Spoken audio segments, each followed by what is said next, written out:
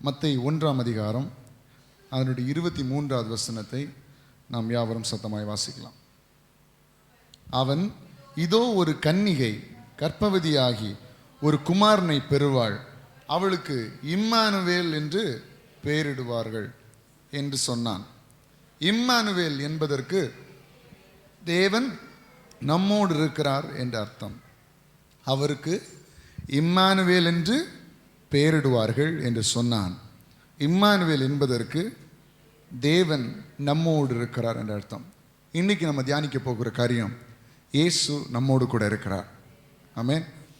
இந்த நாளிலே நாம் விசுவாசிக்கிற காரியம், நாம் நன்கு அறிந்து புரிந்திருக்கிற காரியம், எல்லா சூழ்நிலையிலும் தேவன் நம்மோடு கூட இருக்கிறார். அப்படிதான் ஒரு கிறிஸ்மஸ் நாளை நாம் கொண்டாட வேண்டும். எந்த எண்ணத்தோட? தேவன் நம்மோடு கூட இருக்கிறார் என்ற எண்ணத்தோடு தான் ஒரு கிறிஸ்மஸ் நாளை நம்ம கொண்டாடணும். இன்னைக்கு உலகம் முழுசும் இந்த கிறிஸ்மஸ் பண்டிகையை முன்னிட்டு அநேக விதமான கொண்டாட்டங்கள் நடந்து கொண்டிருக்கிறது. ஆனால் எல்லா கொண்டாட்டங்களும் தேவனை மையப்படுத்தி இருக்கிறதா என்று கேட்டால் கண்டிப்பாக இருக்காது. அவர்களுக்கு ஒரு லீவ் நாள், எல்லாரும் கொண்டாடக்கூடிய ஒரு நாள், அவங்க இஷ்டப்படி நம்ம கொண்டாடலாம். ஆனால் இயேசுவுக்கும் அந்த செலிப்ரேஷனுக்கும் சம்மந்தமே இருக்காது. நீங்கள் எல்லாருமே அதை அறிவீர்கள். நிறைய பேர் சுயநினைவில் கொண்டாடுறதே இல்லை, எப்படி எல்லாமோ கொண்டாடி கொண்டிருக்கிறார்கள். அப்போது நாம் ஆண்டவருடைய சமூகத்தில் அவரை அறிந்து, அவரை விசுவாசித்து, அவரை ஆராதித்து வாழுகிற ஜனங்களாகி நம்ம எப்படி இந்த கிறிஸ்மஸ் நாளை கொண்டாடணும்? முதல் பிளேஸ் நம்ம வாழ்க்கையில் ஆண்டவருக்கு, அதுக்கப்புறம் தான் கொண்டாட்டம் எல்லாம். சரிதானே? நம்ம கொண்டாடுறதில்ல தப்பு இல்லை, என்ன வேணாலும் கொண்டாடலாம், எல்லாருக்கும் நம்ம கிஃப்ட்ஸ் வாங்கி கொடுக்கலாம், நீங்கள் வாங்கிக்கலாம், சந்தோஷமாக நம்ம இந்த நாளை கொண்டாடலாம், ஃபேமிலியோட நேரம் செலவழிக்கலாம், உங்கள் உறவினர்களோடு நீங்கள் நேரத்தை செலவழிக்கலாம், எல்லாம் செய்யலாம். ஆனால் அது எல்லாவற்றை விட மேலாக உங்கள் தனிப்பட்ட வாழ்க்கையில் இயேசு இருக்க வேண்டும், உங்கள் குடும்பத்தில் இயேசு இருக்க வேண்டும், உங்களுடைய நண்பர்கள் மத்தியில் இயேசு இருக்க வேண்டும். அவர் கூட இருந்து செலிப்ரேட் பண்ணுகிற ஒரு கிறிஸ்மஸாக இந்த கிறிஸ்மஸ் மாறட்டும். ஆமென். ஒரு வயதான தகப்பனாருக்கு பிறந்த நாள் கொண்டாடினார்களாம். அவருக்கு 90 வயது. தகப்பனாருக்கு 90 வயதானால அவங்க பிள்ளைகள், அவருடைய பேர பிள்ளைகள் எல்லாரும் சேர்ந்து அந்த பிறந்த நாளை ரொம்ப கிராண்டாக செலிப்ரேட் பண்ணணும்னு நினச்சி பெரிய பெரிய அரசியல் தலைவர்களெல்லாம் கூப்பிட்டாங்க. அவங்க வீட்டு பக்கத்தில் இருக்கிற பெரிய பெரிய மனிதர்களெல்லாம் கூப்பிட்டாங்க. தூர தேசத்தில் வேலை செய்கிற இவங்களுடைய பிள்ளைகள், உறவினர்கள், நண்பர்கள் எல்லாரையும் கூப்பிட்டாங்க. எல்லாரையும் கூப்பிட்டு ஒரு பெரிய ஸ்டேஜ் அவங்க வீட்டுக்கு முன்னாடி போட்டு இந்த தாத்தாவை உட்கார வச்சு நல்லா செலிப்ரேட் பண்ண ஆரம்பிக்க இந்த பிள்ளைகளுக்கும் பேர பிள்ளைகளுக்கும் நண்பர்களை பார்க்கும்போது ஒரு குஷி வந்துட்டு, அவங்க உறவினர்களை பார்க்கும்போது ஒரு குஷி வந்துருச்சு, பெரிய பெரிய அரசியல் தலைவர்களை பார்க்கும்போது ஒரு குஷி வந்துருச்சு, பெரிய பெரிய பணக்காரங்களை பார்க்கும்போது ஒரு வித்தியாசமான சந்தோஷம் வந்துருச்சு. சந்தோஷம் வந்த உடனே கொஞ்சம் கொஞ்சமாக இந்த தாத்தாவை கவனம் செலுத்துவதை விட்டு யாருக்கு மேலே கவனம் செலுத்த ஆரம்பித்தாங்க? இந்த அரசியல் தலைவர்களை, எல்லாம் சுற்றி இருக்கிற பெரிய பணக்காரங்க, இவங்க ஃபேமிலி மெம்பர்ஸ், இவங்க நண்பர்கள் எல்லாருக்கும் மேலே கவனம் செலுத்த ஆரம்பித்து கடைசியில் தாத்தா ஸ்டேஜை விட்டு இறங்கி போனது யாருக்கும் தெரியாது. ஆனால் எல்லாரும் ஃபோட்டோ எடுத்துகிட்டு இருக்கிறாங்க. எல்லாம் நிறைய மணிக்கூர் ஆகுது, 2-3 மணிக்கூர் ஆகுது. அவர் எளிமையாக அங்கே பின்னாடி போய் உட்காந்துருக்காரு. கடைசியில் திடீர்னு எல்லாரும் குரூப் ஃபோட்டோ எடுக்கலாம் அப்படின்னு சொல்லிட்டு கேமராமேன் வந்து எல்லாரையும் வரிசையை நிறுத்தி விட்டுட்டு, எல்லாரும் பாருங்கள், எல்லாரும் வந்துட்டாங்களா ஃபேமிலி மெம்பர்ஸ் எல்லாம் நிற்க விட்டு பார்க்கும், எல்லாம் வந்துட்டாங்க. எல்லாம், அவன் அந்த பையன் வந்தானா, அந்த பேர பையன் வந்தானா, உனக்கு குடும்பம் வந்துச்சா, உன் ஒய்ஃப் வந்தாங்களா, எல்லாம் நிறுத்தியாச்சு, எடுங்க அப்படின்னு பார்த்து கேமராமேன் கேட்குறாரு, தாத்தா எங்க? தாத்தா ஸ்டேஜில் இல்லை. யாருக்கா ஏற்படுத்தப்பட்ட ஃபங்க்ஷன்? தாத்தாவுக்கு. யாருக்கு வேண்டி கேக் வெட்டுறாங்க? தாத்தாவுக்கு. யாருக்கு வேண்டி ஃபோட்டோலாம் எடுக்கிறாங்க? தாத்தாவுக்கு. ஆனால் தாத்தா ஸ்டேஜில் இல்லை. இதே கண்டிஷன் தான் இன்னைக்கு நிறைய கிறிஸ்தவருடைய வாழ்க்கையில் கிறிஸ்மஸ் நாளில் நடந்து கொண்டிருக்கிறார். எதுக்கு துணி எடுக்கிறீங்க? கிறிஸ்மஸ். எதுக்கு கேக் வாங்குறீங்க? கிறிஸ்மஸ். எதுக்கு வெளியே போகிறீங்க? கிறிஸ்மஸ். எதுக்கு சர்ச்சுக்கு போறீங்க? கிறிஸ்மஸ். கிரைஸ்ட் எங்க? அது தெரியாது. ஆனா நம்ம வாழ்க்கை அப்படிப்பட்ட ஒரு வாழ்க்கையா? நம்ம வாழ்க்கை கிறிஸ்துவுக்குள்ளான வாழ்க்கையா இருக்கணும். முதல்ல இயேசு, அதுக்கப்புறம் தான் செலிப்ரேஷன்லாம். அவருக்கு முக்கியத்துவம் கொடுக்காம நம்ம என்ன செலிப்ரேட் பண்ணி என்ன பிரயோஜனம்? ஆண்டவர் சொல்றாரு, அவருக்கு இம்மானுவேல் என்று பெயரிடுவார்கள். ஏன்னா தேவன் நம்மோடு இருக்கிறார். தேவன் நம்மோடு இருக்கிறார். அப்போ இன்றைக்கு நான் உங்களுக்கு சொல்லுகிறேன், இயேசு நம்மோடு கூட இருக்கிறார் என்கிற தெளிவு நமக்கு உண்டாக வேண்டும். ஏசாயா 7வது அதிகாரம் அதனுடைய 14ஆம் வசனத்தை ஒருவர் சத்தமாக வாசிங்க. ஏசாயா 7வது அதிகாரம் அதனுடைய 14வது வசனம்.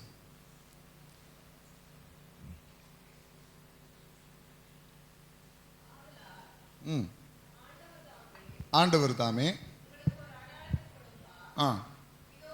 இதோ ஒரு கன்னிகை கர்ப்பவதியாகி ஒரு குமாரனை பெறுவாள், அவருக்கு இம்மானுவேல் என்று பெயரிடுவார்கள். இப்போ இது ஏசாயா தீர்க்கதரிசி மூலமாக இயேசு கிறிஸ்து பிறப்பதற்கு எத்தனையோ 100 ஆண்டுகளுக்கு முன்பதாகவே என்ன செய்யப்பட்டிருக்கிறது? எழுதப்பட்டிருக்கிறது. அப்படி என்றால் அவர் வாழ்ந்த காலகட்டத்தில் இயேசுவை போல, இயேசு மனுஷனோடு உலாவினது போல ஒரு அனுபவம் ஏசாயா தீர்க்கதரிசியினுடைய நாட்களில் இல்லை. ஆனாலும் இயேசு வெளிப்படுத்தி இருக்கிற, தேவன் வெளிப்படுத்தி இருக்கிறார், ஒரு நாள் வரும், தேவனோடு ஜனங்கள் எந்த வித்தியாசம் இல்லாமல் இணைகிற நாட்கள் சீக்கிரத்தில் வரும் என்பதை சொல்லியிருக்கிறார். அது 2000 வருடங்களுக்கு முன்பதாக இந்த பூமியில் என்ன செய்தது? நிறைவேறினது. இப்போ இயேசு எப்படி இருக்கிறார்? பரிசுத்த ஆவியானவராக நம்மோடு கூட அவர் இருக்கிறார். நம்மோடு கூட அவர் அசைவாடி கொண்டிருக்கிறார். நம்முடைய ஆராதனையில் அவர் பிரியப்பட்டு கொண்டிருக்கிறார். நாம் செய்கிற எல்லாவற்றையும் அவர் உற்று கவனித்துக் கொண்டிருக்கிறார். அப்போ இயேசு நம்மோடு கூட இருக்க வேண்டும், தேவன் நம்மோடு கூட உலாவ வேண்டும் என்பதுதான் ஆதியிலே வந்த தீர்மானம். அதுக்காக தான் ஆதாமையும் ஏவாளையும் கர்த்தர் என்ன செய்தார்? ஏற்படுத்தினார். ஒவ்வொரு நாளும் அவர்களோடு தேவன் வந்து பேசினார். தேவன் அவர்களோடு கூட நேரம் செலவழித்தார். அதை விரும்பினார். ஆனால் மனுஷன் பாவத்தினால தேவனை விட்டு தூரமாக போய்விட்டான். அப்போ தூரம் போன அந்த காரியத்தை மீண்டும் சேர்க்க வேண்டும். ஆண்டவரை விட்டு வழி விலகி போன காரியத்தை மாற்றி மீண்டும் மனிதர்கள் தேவனிடத்தில் வர வேண்டும் என்பதற்காக தான் இயேசு மனுஷனாக இந்த பூமியில் வெளிப்பட்டார். அப்போ இன்றைக்கி நாம் புரிந்து கொள்ள வேண்டிய காரியம், இயேசு என் வாழ்க்கையில் கூட இருக்கிறார், என் குடும்பத்தில் என் கூட இருக்கிறார், இருக்க வேண்டும். அதுதான் உண்மையான கிறிஸ்தவ வாழ்க்கை.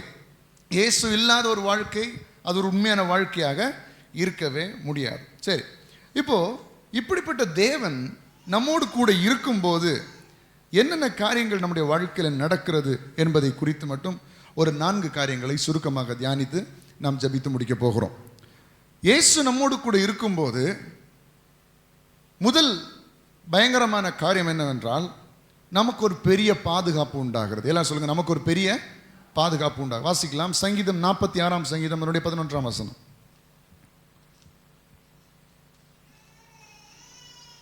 சங்கீதம் 46 அதனுடைய 11. சேனைகளின் கர்த்தர் நம்மோடு இருக்கிறார், யாக்கோபின் தேவன் நமக்கு உயர்ந்த அடைக்கலமானவர். கர்த்தருடைய பிள்ளைகளே, முதலில் நாம் புரிந்து கொள்ள வேண்டிய காரியம், தேவன் நம்மோடு கூட இருக்கும்போது நமக்கு ஒரு பெரிய பாதுகாப்பு. இந்த உலகத்தில் நம்ம வாழ்ந்து கொண்டிருக்கிற இந்த காலத்தில் எப்போவா இருந்தாலும் சரி, இப்போவா இருந்தாலும் சரி, எப்போவா இருந்தாலும் சரி, ஆண்டுடைய பாதுகாப்பு இல்லாமல் நம்மளால் இந்த உலகத்தில் சரியாக வாழ முடியாது. ஏனென்றால் நம்முடைய கரத்தில், நம்முடைய கட்டுப்பாட்டுக்குள்ளாக என்ன இருக்கிறது என்று நீங்கள் கொஞ்சம் சிந்தித்து பார்த்தா ஒன்றுமே நம்ம கட்டுப்பாட்டுக்குள்ளே இல்லை. நம்ம குடும்பம் நம்ம கட்டுப்பாட்டுக்குள்ளே இருக்கிறதா? இல்லை. நம்முடைய வீடு நம்முடைய கட்டுப்பாட்டுக்குள்ளாக இருக்கிறதா? இல்லை.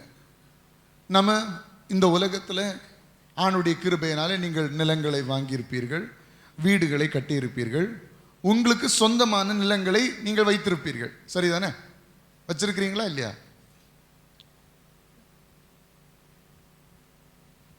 என்ன எல்லாரும் இப்படி முழிக்கிறீங்க? இருக்குதா இல்லையா? இருக்குது. உங்கள் பெயர்லேயே பத்திரம் போட்டு பதிவு பண்ணி உங்களுக்குன்னு என்ன செய்திருக்கிறாங்க? தந்திருக்கிறாங்க. சரி, இது நீங்கள் உரிமை பாராட்டலாம். நீங்கள் காம்பவுண்டு கட்டிக்கலாம், அதுக்குள்ளே ஒருத்தனம் வரக்கூடாது, இது நான் மட்டும்தான் இருப்பேன்னு சொல்லி இருக்கலாம். ஆனால் அந்த நிலத்தை உங்களால் கட்டுப்படுத்த முடியுமா? என்னுடைய பிள்ளைய யோசிச்சு பாருங்க. கட்டுப்படுத்த முடியுமா? உங்களுக்கு பேர்ல தான் இருக்கு. சரி, உங்களுக்கு நீங்க தான் விலை கொடுத்து வாங்கியிருக்கீங்க. சரி, ஆனா அதுக்கு மேல உங்களால கட்டுப்பாடு வைக்க முடியுமா? உங்களால கண்ட்ரோல் பண்ண முடியுமா? முடியாது. அதை கட்டுப்படுத்துகிறவர் ஆண்டவர். ஹல்லேலூயா.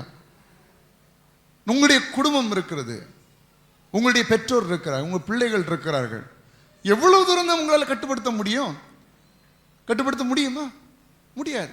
அது எல்லாத்தையும் விடுங்க. உங்க சொந்த சரீரம், நீங்கள் வாழுகின்ற இந்த சரீரம், இது நம்ம கண்ட்ரோல்ல இருக்கா? யோசிச்சு பார்த்தீங்க, நம்ம கண்ட்ரோல்லே கிடையாது.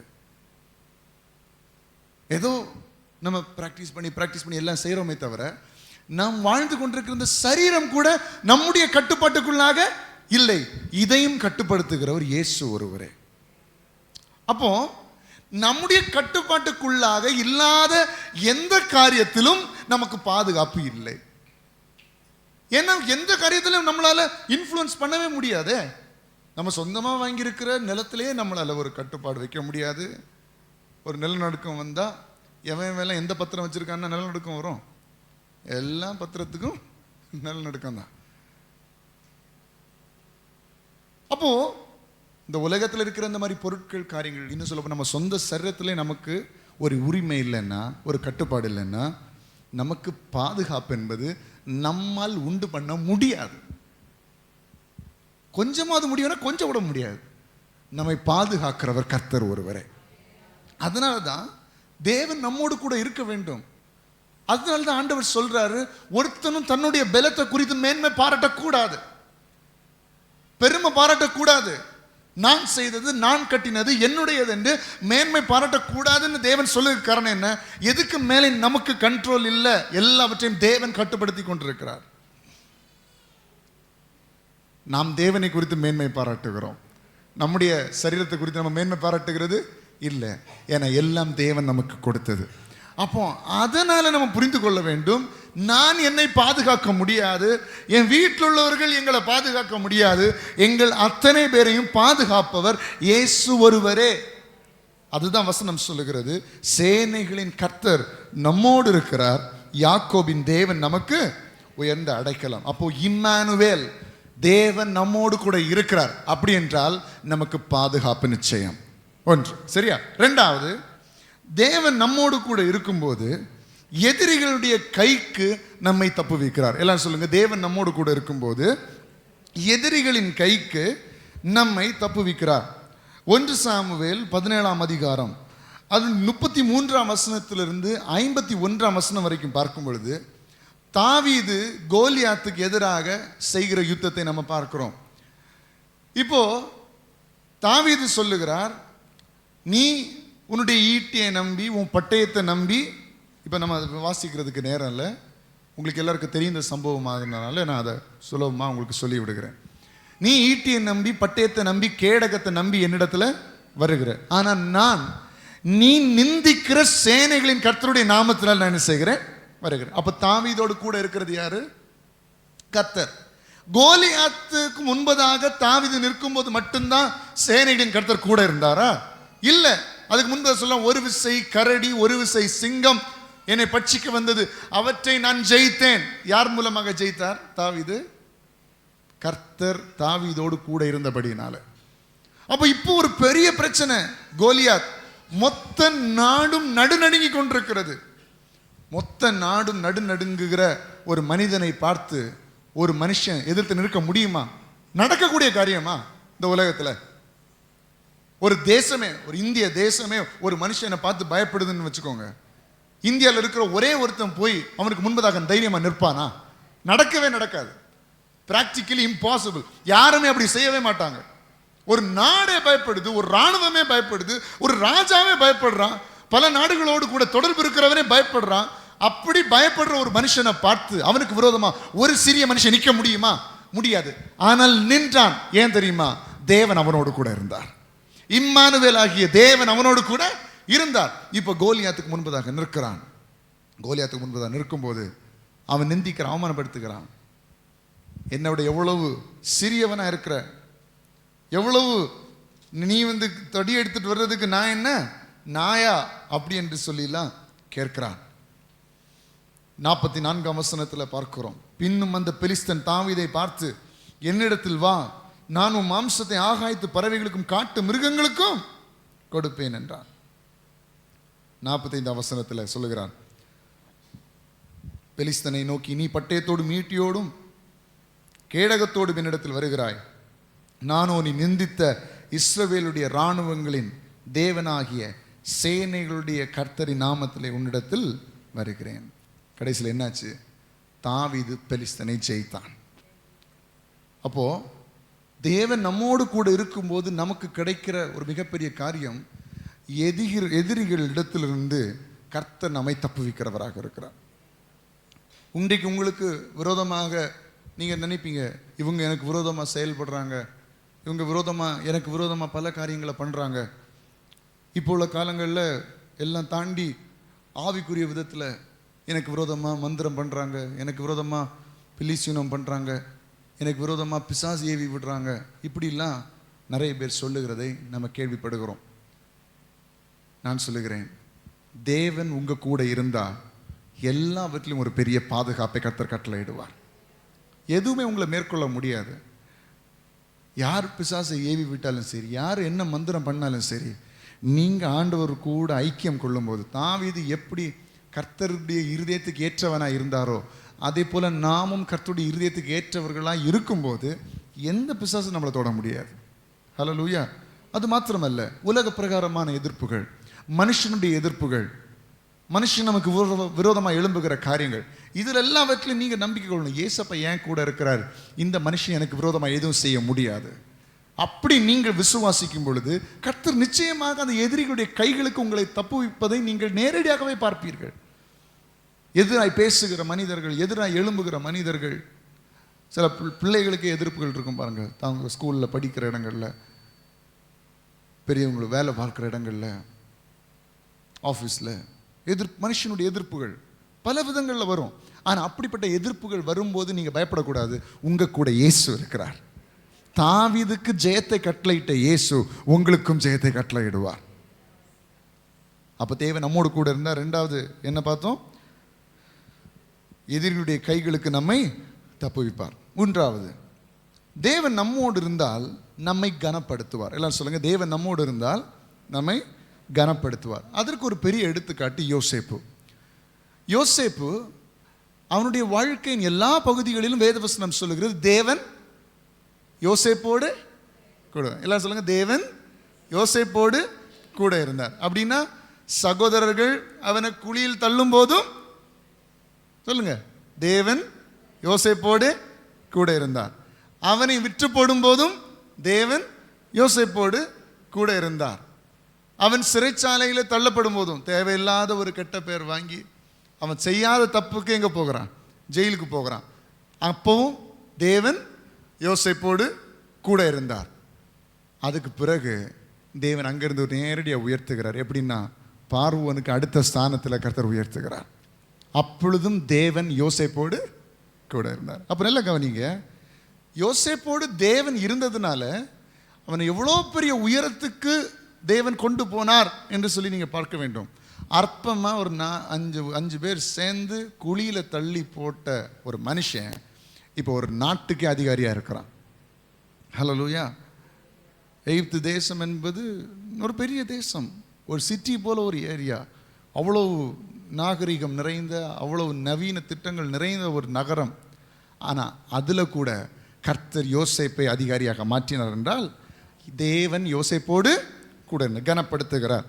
2 மத்தேயு 21ஆம் அதிகாரம் 1 to 9 வரை உள்ள வசனங்களை பார்க்கும்போது, அற்பமாக எண்ணப்படுகிற ஒரு கழுதைக்கு மரியாதை கிடைக்கிறது. யாருக்கு கிடைக்கிறது?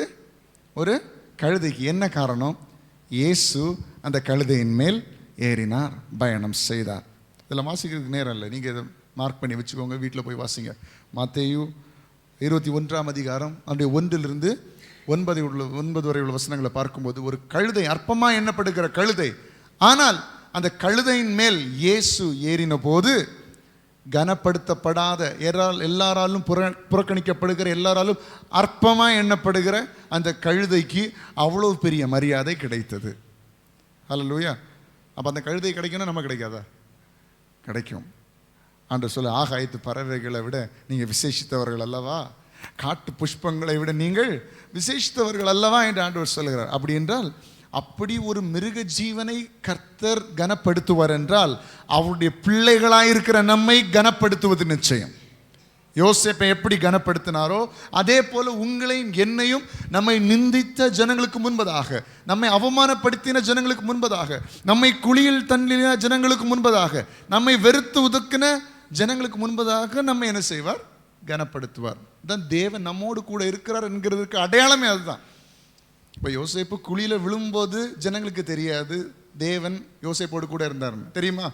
ஆனால் யாருக்கு தெரியும்? யாருக்கு தெரியும்? யோசேப்புக்கும் தெரியும், தேவனுக்கும் தெரியும். யாருக்கு தெரியும்? யோசேப்புக்கும் தெரியும்.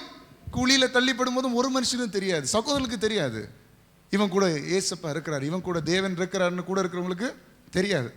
வித்து போடும்போது தெரியாது தேவன் இவனுக்கு துணை இருக்கிறாருன்னு தெரியாது. ஏன்? தேவன் இவனுக்கு துணை, இவனை யாராவது விற்க முடியுமா? ஆண்டவர் வந்து காப்பாத்திருப்பார்ல. அங்கிருந்து கெட்ட பேர் வாங்கி ஜெயிலில் தள்ளும் போதும், ஜெயிலில் போகும்போதும் மற்றவங்களுக்கு தெரியாது, போர்த்திபாருக்கு தெரியாது, போர்த்திபாரின் மனைவிக்கு தெரியாது இவன் கூட தேவன் இருக்கிறார் என்று. ஆனால் உள்ள ஜெயிலுக்கு போகிறான். ஆனால் எப்போ எல்லாரும் அறிந்தாங்கன்னா, அவன் எகிப்துக்கே அதிகாரியாக மாற்றப்படும் போது தான் எல்லாரும் அறிந்து கொள்கிறார், யோசேப்போடு கூட தேவன் இருக்கிறார். இன்றைக்கு ஆண்டுடைய பிள்ளைங்க நம்ம இன்னைக்கு கொஞ்சம் கஷ்டங்களை அனுபவிச்சுட்டு இருக்கலாம், கொஞ்சம் வேதனைகளை அனுபவிச்சுட்டு இருக்கலாம், கொஞ்சம் அவமானங்களை அனுபவிக்கலாம், அநேகரால் தள்ளப்படலாம். இந்த நேரத்தில் நீங்கள் நம்பணும், உங்கள் கூட தேவன் இருக்கிறார். நீங்கள் நம்பினாலும் சரி நம்படாலும் சரி, நான் சொல்லுகிறேன், கர்த்தராகிய இயேசு கிறிஸ்துவினுடைய நாமத்தினால உங்கள் கூட தேவன் இருக்கிறார். நாம் வேதனை படும் போதும் தேவன் என் கூட தான் இருக்கிறார். நாம் பலவீனத்தின் நடுவில் பயணம் செய்யும் போதும் தேவன் என் கூட தான் இருக்கிறார். மனிதர்கள் எனக்கு விரோதமாக எழும் போதும் தேவன் என் கூட தான் இருக்கிறார். ஆனால் மனுஷனுடைய கண்கள் அதை பார்க்கல. சில நேரங்களில் என்னால் கூட அதை உணர முடியல. ஆனால் ஒரு நாள் வரும், கர்த்தர் அநேகருடைய கண்களுக்கு முன்பதாக என்னை அதிகாரியாக உயர்த்தும் போது, இத்தனை நாட்கள் நான் பயணம் செய்த பயணத்தில் தேவன் என்னோடு கூட இருந்தார் என்பதை அறிவார்கள். அப்போதான் மற்றவங்களுக்கு தெரியும், இப்போ தெரியாது. சரிங்களா? அப்போ யோசேப்பு எப்படி தேவனால் கனப்படுத்தப்பட்டானோ அதே போல கர்த்தர் நம்மை கனப்படுத்துவார். ஆனால் அதுக்கு இம்மானுவேலாகிய தேவன் நம்மோடு கூட இருக்கணும். அது முக்கியம். அது ஆண்டவரை விட்டு வெளி விலகி போனால் நமக்கு வேற சோர்ஸ் கிடையாது. அவரை சார்ந்து அவரை இறுக பற்றி கொண்டு வாழ்வோமே ஆனால் நம்மை கர்த்தர் நிச்சயம் கனப்படுத்துவார். 3 காரியங்களை பார்த்தோம். ஒன்று என்ன? தேவன் நம்மோடு இருந்தால் நமக்கு பாதுகாப்பு. 2வது, தேவன் நம்மோடு இருந்தால் எதிரிகளுடைய கைகளுக்கு நம்மை தப்புவிப்பார். 3வது, தேவன் நம்மோடு இருந்தால் நம்மை கனப்படுத்துவார். 4வது, தேவன் நம்மோடு இருந்தால் நம்முடைய தேவைகளை சந்திப்பார். எல்லாரும் சொல்லுங்க, தேவன் நம்மோடு இருந்தால் நம்முடைய தேவைகளை சந்திப்பார். எல்லாரும் கரங்களை வைத்து சொல்லுங்க, ஏசப்பா நீங்க என்னோடு கூட இருக்கிறபடியினால் என்னுடைய தேவைகளை நீர் சந்திப்பீர். விசுவாசிக்கிறீங்களா? கர்த்தர் உங்களுடைய தேவைகளை சந்திப்பார். இப்போ இதுக்கு உதாரணமாக நான் உங்களுக்கு சொல்ல போகிற காரியம், இஸ்ரவேல் ஜனங்களை எகிப்து தேசத்திலிருந்து புறப்பட பண்ணின சம்பவத்தை நான் உங்களுக்கு சொல்ல போகிறேன். விவரமாக சொல்ல போகிறதில்ல, முக்கியமான காரியங்களை மட்டும். இப்போ நீங்கள் ஒரு இடத்துக்கு பிரயாணமாய் போகிறீர்கள் என்றால் உங்கள் பேக்கில் நீங்கள் என்னெல்லாம் எடுப்பீங்க? தண்ணியா? சொல்லுங்க, கொஞ்சம் கொஞ்சம் பேசுங்களேன். நீங்கள் தூரமாக ஒரு இடத்துக்கு பயணம் செய்கிறீங்கன்னா என்னெல்லாம் எடுத்துகிட்டு போவீங்க? உங்கள் பீரோவே எடுத்துகிட்டு போவீங்க.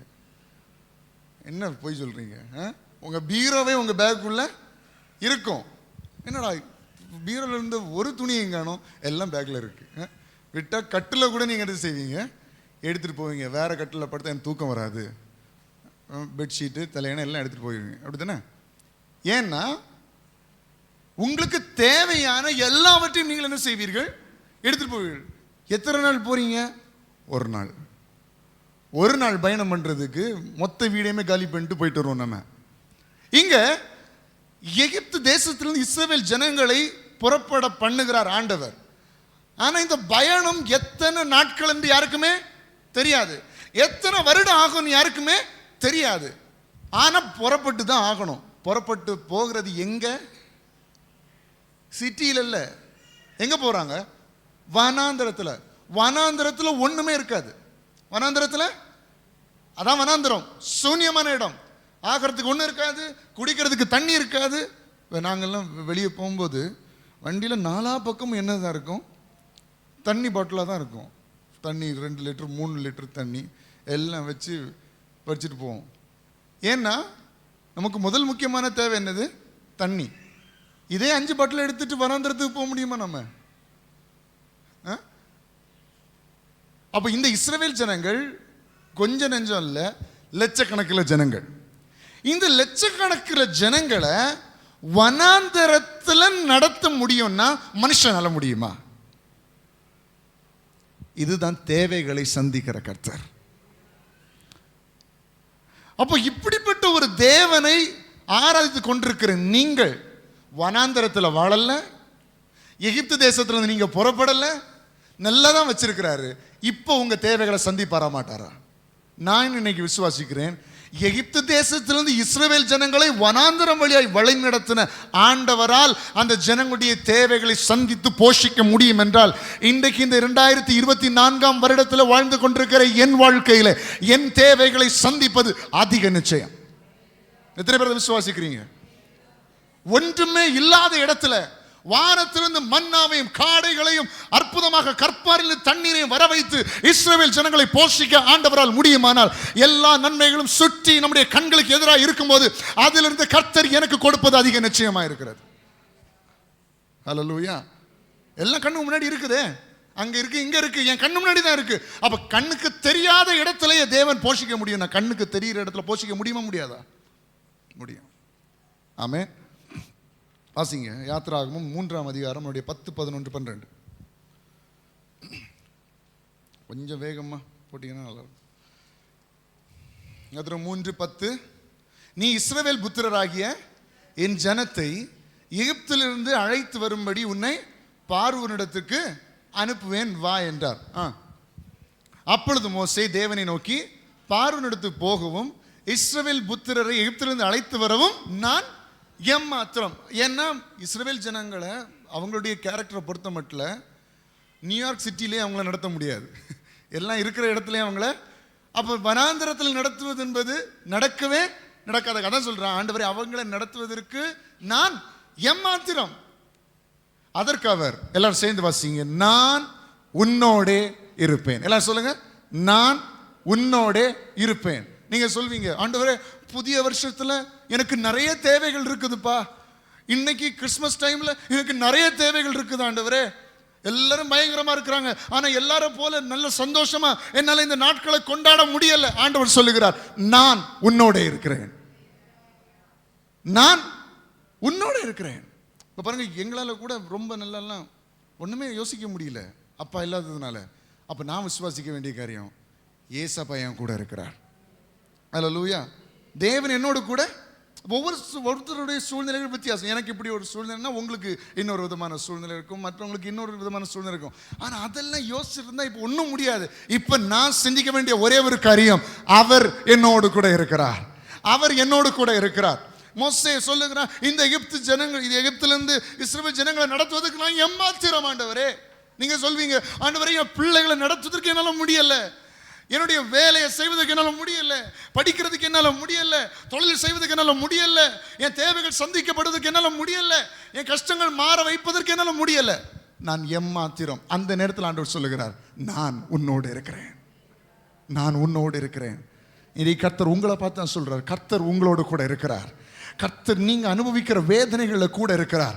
கர்த்தர் நீங்க அவமானப்படுகிற இடங்கள்ல கூட இருக்கிறார். உங்களுடைய தேவைகள் பெருகி இருக்கிற நேரங்கள் கர்த்தர் உன்னை பார்த்து கொண்டிருக்கிறார். ஒரு நாளும் உன்னை கைவிடவே மாட்டார். நான் உன்னோட இருப்பேன். நீ ஜனத்தை எகிப்திலிருந்து அழைத்து வந்த பின் நீங்கள் இந்த மலையில் தேவனுக்கு ஆராதனை செய்வீர்கள், நான் உன்னை அனுப்பினேன் என்பதற்கு இதுவே அடையாளம். எல்லாரும் கரங்களை தட்டி அந்த ஜீவனுள்ள தேவனுக்கு மகிமைப்படுத்துங்க. என்ன அடையாளம் தெரியுமா? சீக்கிரத்தில் கர்த்தர் உங்களோடு கூட இருந்தார் என்பதை நினைத்து ஆராதிக்கக்கூடிய அளவில், அவரை பாடி துதிக்கக்கூடிய அளவில் கர்த்தர் உன்னையும் உன் குடும்பத்தையும் மாற்றுவார். விசுவாசிக்கிறீங்களா? என்ன அடையாளம்? நான் கொஞ்ச நாளில் துதிக்க போகிறேன். ஏசப்பா என்னை இப்படி உயர்த்தினார், என் சத்துருக்களின் கைகளுக்கு என்னை நீங்களாக்கி விடுவித்தார், நான் ஒரு நாள் துதிக்க போகிறேன். அதுதான் அடையாளம் கர்த்தர் என்னோடு கூட இருக்கிறார் என்பதற்கு. இன்னைக்கு நான் வேதனைப்படும் போது, யாரெல்லாம் நம்ம தவிக்கும் போது, பண கஷ்டங்களை நான் நெருக்கப்படும் பொழுது, கண்ணீரின் அனுபவத்தில் நான் இருக்கும்போது, மனிதர்களை இழந்து நான் தவிக்கிற நேரத்தில் ஒருவேளை அநேகருக்கு தெரியாமல் இருக்கலாம் கர்த்தர் என்னோடு கூட இருக்கிறார் என்பதை. ஆனால் ஒரு நாள் நானும் என்னுடைய குடும்பமும் சேர்ந்து கர்த்தருக்கு முன்பதாக ஆராதிப்போம். இயேசு என்னை கைவிடல, என் கஷ்டத்தில் என் கூட இருந்தார், என் வேதனையில் என் கூட இருந்தார், என் நெருக்கத்தில் என் கூட இருந்தார், என் கடன் பாரத்தில் என் கூட இருந்தார், என் பண கஷ்டத்தில் என் கூட இருந்தார். மனிதர்கள் எல்லாம் என்னை தூற்றி அவமானப்படுத்துகிற நேரத்திலும் என்னை கைவிடாதபடிக்கு என்னோடு கூட இருந்தார் என்று அவரை நான் ஆராதிக்கும் பொழுது அதுவே அடையாளம் இயேசு என்னோடு கூட இருக்கிறார் என்பதற்கு. ஆமென். அவர் என்னோடு கூட இருக்கிறார். இது சுற்றி உள்ள கண்கள் காணும்.